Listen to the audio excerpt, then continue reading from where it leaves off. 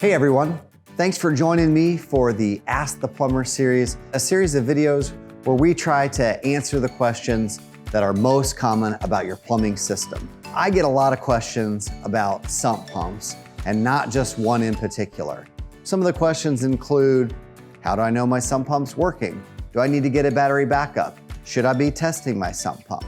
Well, I'm gonna try my best to answer all of those questions. So I have right here a basic setup of what a sump pump may look like. Usually you'll find these in your basement or your crawl space, somewhere where groundwater tends to come in. And the components are very simple. We have the pump, obviously, it's this green thing. This right here is our switch. And so the answer to the question, how do I know if my sump pump's working?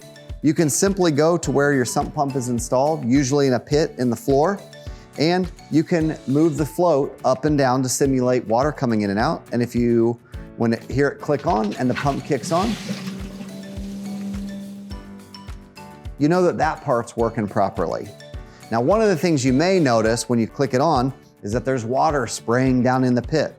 Well, that's very common because most sump pumps require a weep hole in the pipe to keep it from getting airlocked. So the pump will turn on and you get a little water spraying right out of this little weep hole. It's gonna be below the check valve. So probably the easiest thing to do is maybe once a month, go to your basement and activate your sump pump a couple times to make sure that the float's working and is moving freely up and down. You don't have any minerals built on it.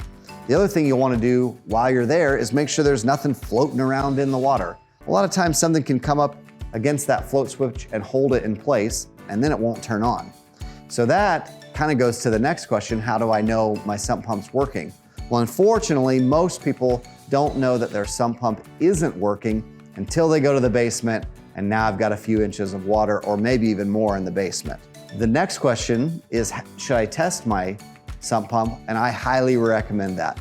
Probably once a month, especially in the rainy season, just go down there, make sure your sump pump's working. Make sure that that float's moving up and down nice and easily and the pump's turning on. The average life of a sump pump is between 5 and 8 years. And so if your pump's older than that, it might be time to look at getting it replaced so it doesn't fail on you.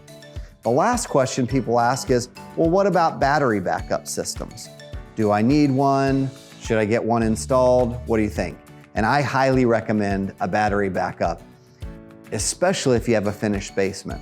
There's nothing more frustrating than coming downstairs and the carpet's all wet and you're walking around and now you've got a huge mess on your hands. And a battery backup, it's simply a pump that works in conjunction with your main pump and then has a control box too. The control box has alarms on it, so if something does happen, like your main pump fails and your backup kicks in, it'll let you know so that you can take care of the big problem, which is your main pump's not working right. If you have any other questions, I invite you to check out our website, justindorseyplumbing.com, or you can give us a call. We'd love to help you out with any issues that you may have, especially with regards to keeping your basement nice and dry and keeping your sump pumps working correctly. Thanks again for watching the Ask the Plumber series, and I look forward to seeing you next time.